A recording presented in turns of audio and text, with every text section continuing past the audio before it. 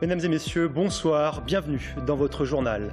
Marion Maréchal Le Pen à la rencontre des militants frontistes d'Indre-et-Loire. C'était hier à Ballon-Miré. Morale des troupes au beau fixe. La victoire en 2017 à leur portée, selon eux. Savourons le Val-de-Loire, top départ aujourd'hui pour l'événement gastronomique et pendant une semaine. Comment vendre et faire connaître la gastronomie locale? Nous avons posé la question aux professionnels du secteur. Elles ont leur propre manifestation internationale. Les Fleurs, ça se passe au centre des congrès de Tours. Rencontre avec des passionnés, artistes à part entière, qui transforment un bouquet en œuvre d'art. Mais on commence par ce fait divers tragique survenu vendredi. Un homme de 36 ans s'est tué dans un accident de la route à Montlouis. Il est 22 h. Samir Zarwala circule sur la D140 à hauteur du lieu dit le Vaumorin. Sa voiture percute violemment un véhicule arrivant en face. Dans la seconde voiture, 3 personnes sont légèrement blessées. Samir Zarwala était originaire de Bléré où il tenait un restaurant. Depuis le début de l'année, 28 personnes sont mortes sur les routes d'Indre-et-Loire. C'est 6 de plus que l'année dernière. À la même période, 29 décès dans le Loir-et-Cher. A noter qu'un autre accident grave a eu lieu ce samedi sur l'A85, sur la commune de Restigné. 2 véhicules sont entrés en collision lors d'un dépassement. Pronostic vital engagé pour l'un des conducteurs. Enfin, à Druy, cette fois, entre Tours et Chinon, les gendarmes ont intercepté un motard ce week-end. 213 km/h au lieu de 90. Son permis lui a été retiré et la moto placée en fourrière. Politique à présent, Marion Maréchal Le Pen en visite à Ballon-Miré ce dimanche. La députée du Vaucluse était l'invitée de la grande fête du FN. Une première pour l'élu qui intervient dans un contexte particulier. Centre de déradicalisation de Pontourny ou encore charte anti-migrants. La petite fille de Jean-Marie Le Pen était là pour galvaniser les troupes. 200 militants présents. Un objectif, la victoire du FN en 2017. Le reportage d'Audrey Champigny. Bain de foule, poignée de main, sourire aux lèvres et petits mots par-ci par-là, nul doute. Marion Maréchal Le Pen sait y faire pour séduire ses militants. Une communication bien rodée, voire trop cadrée, qui colle à un parti soi-disant nouveau, en tout cas qui se cherche une nouvelle image. À 26 ans, la petite dernière du clan Le Pen en serait-elle la nouvelle égérie? Elle est plus vraie. J'aime pas trop le côté de sa tante. J'aime pas du tout. Le grand-père, c'est du passé. Donc on a besoin de quelqu'un de jeune. J'ai 24 ans, je suis au Front National depuis que j'ai 18 ans. C'est un parti anti-européen. C'est un parti anti-système et c'est le parti où je me reconnais le plus.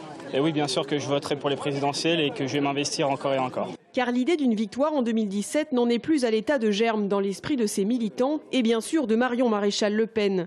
Sondage à l'appui, la jeune députée frontiste entend bien transformer l'essai pour l'histoire.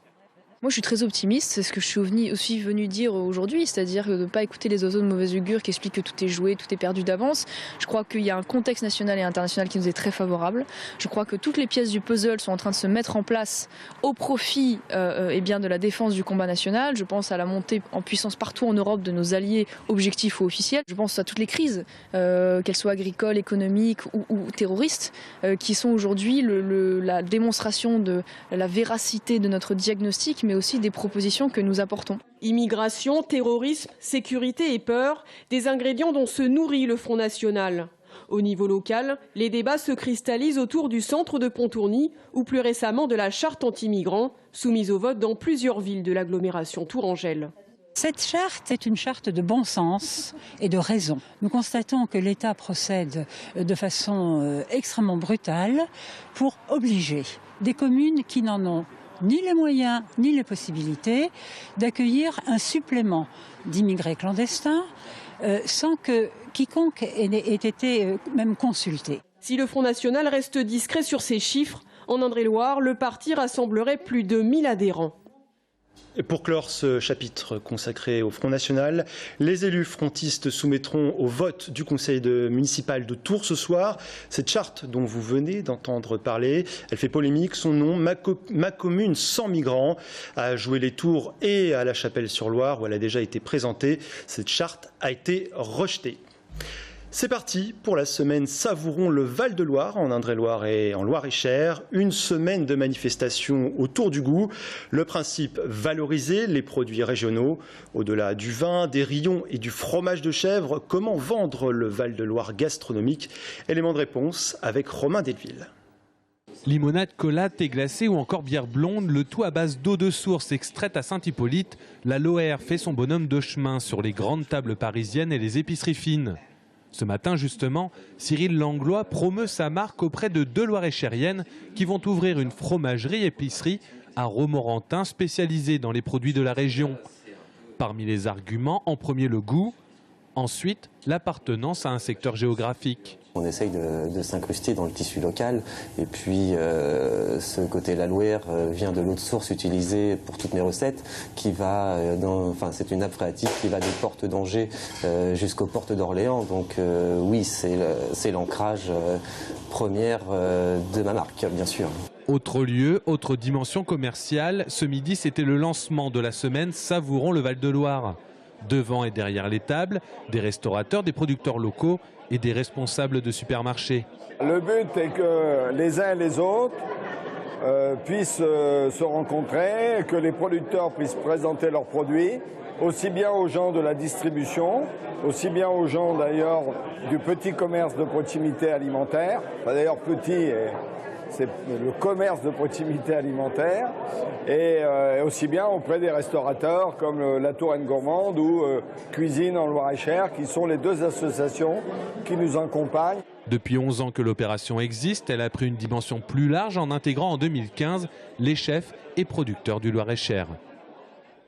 On reste les pieds bien ancrés dans le terroir ligérien avec une autre initiative qui se tenait ce week-end. Comme vous le savez peut-être, le diocèse de Tours fête cette année l'anniversaire de la naissance de Saint-Martin, il y a 1700 ans. Pour la 2e année consécutive, les Tourangeaux étaient invités aux vendanges du clos de Rougemont, situé au-dessus de l'abbaye de Marmoutier.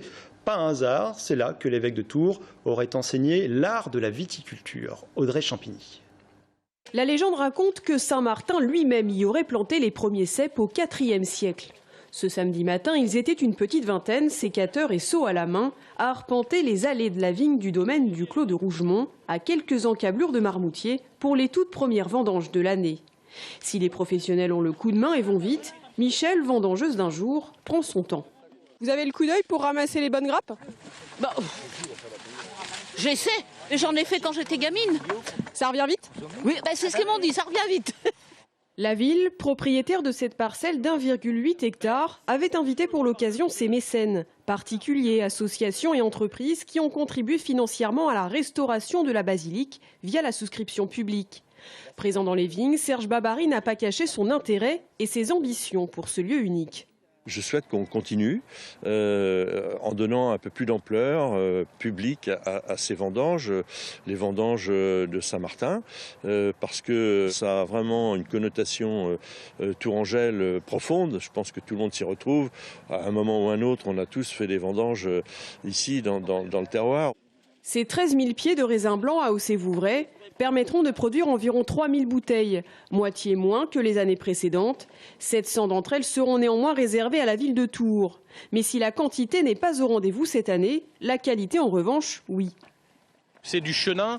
Le cépage chenin est particulièrement sensible à une maladie, mais une bonne maladie qui s'appelle le botrytis que vous avez ici. Donc ce sont des raisins qui vont plus loin que la maturité physiologique. On appelle ça une surmaturité. Et c'est ce raisin qui permet d'avoir encore plus de qualité dans le produit final qui est le vin. Après une visite des grottes de Saint-Martin, vestige de l'abbaye de Marmoutier, la matinée s'est terminée autour d'un grand buffet de l'amitié et du partage, en hommage à Saint-Martin bien sûr. Allez, on ouvre une page sport avec vous. Bastien Mathieu, bonsoir. Bonsoir.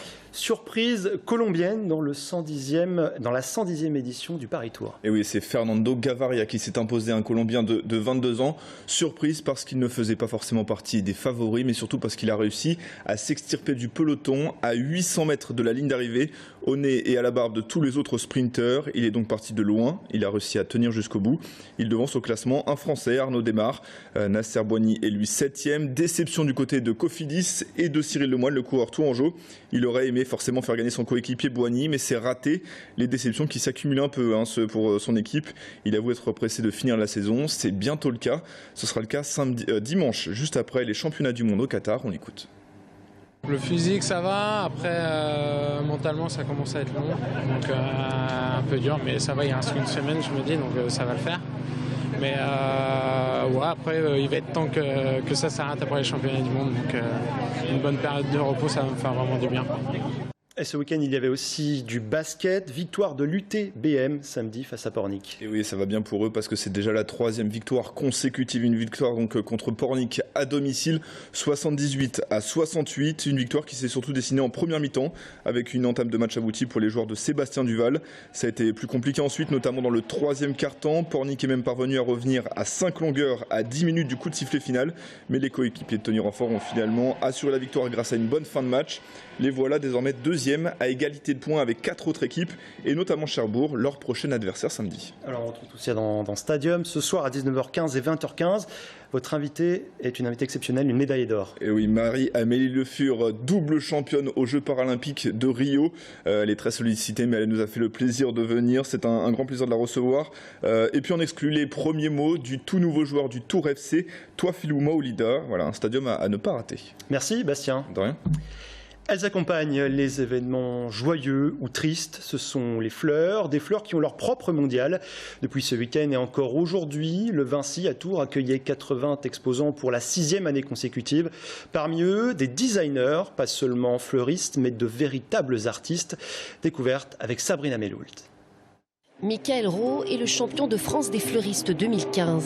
Il a remporté ce concours prestigieux après 15 heures d'épreuve. Son prochain challenge, devenir meilleur ouvrier de France en 2019. Designer de talent, Michael est passionné par l'art floral. Oui, avec les saisons, chaque saison, il y a vraiment des gammes de couleurs, des fleurs différentes. Donc on compose, mais à chaque fois, c'est quand même différent. On compose avec les fleurs, les végétaux, les textures, les couleurs. On essaie de créer de l'émotion, c'est important. Et puis il faut être créatif, il faut toujours innover, toujours rechercher de nouvelles formes, de nouvelles idées. Aurélie est fleuriste au château de Chenonceau, connue pour avoir des fleurs fraîches dans chacune de ses pièces. C'est la première fois qu'elle se prête au jeu des créations au salon Nova Fleurs. J'ai pas mouillé toute la mousse, que je voulais pas mettre des fleurs partout. Donc j'ai travaillé comme des fruits, j'ai essayé de reconstituer comme des pommes en fait sur le dessus, où j'ai rajouté bien sûr des fleurs, parce qu'il ne faut pas oublier voilà, le côté fleuriste. Après j'ai travaillé des petits boutons de rose, histoire de faire un petit peu bijou, un petit peu gourmand, avec de la mousse taillée à l'économe. Et juste à l'intérieur, on va faire comme un semblant de cascade de fleurs qui sort du gâteau. Le travail de la fleur, j'ai choisi parce que pour amour de la fleur, l'amour du végétal et pouvoir créer d'une simple fleur quelque chose de complètement exceptionnel, inattendu et comme des choses très classiques au niveau des bouquets, des compositions. La fleur, c'est aussi un business qui fonctionne. Céline est spécialisée dans la formation des fleuristes débutants ou aguerris. Demain, elle embarque pour le Japon afin d'exposer son savoir-faire. Il y a un véritable engouement, il y a de plus en plus d'émissions de télé qui sont faites auprès du végétal. Au niveau de la formation, de plus en plus de jeunes et de professionnels aguerris se forment de plus en plus. En 6 ans, le salon Nova Fleurs a trouvé sa place à Tours. Rien d'étonnant lorsqu'on sait que le Val-de-Loire est surnommé le jardin de la France depuis le XVe siècle. 10 millions, c'est en tonnes la quantité de déchets gaspillés chaque année par les Français. Dimanche, c'est justement la journée de lutte contre le gaspillage alimentaire. Le Pack de la Gloriette à Tours fera sa part du travail en organisant un repas un peu particulier, vous le verrez. On en parle dans un instant avec notre invitée Elisabeth Brosset en charge du parc à Tours Plus. A tout de suite.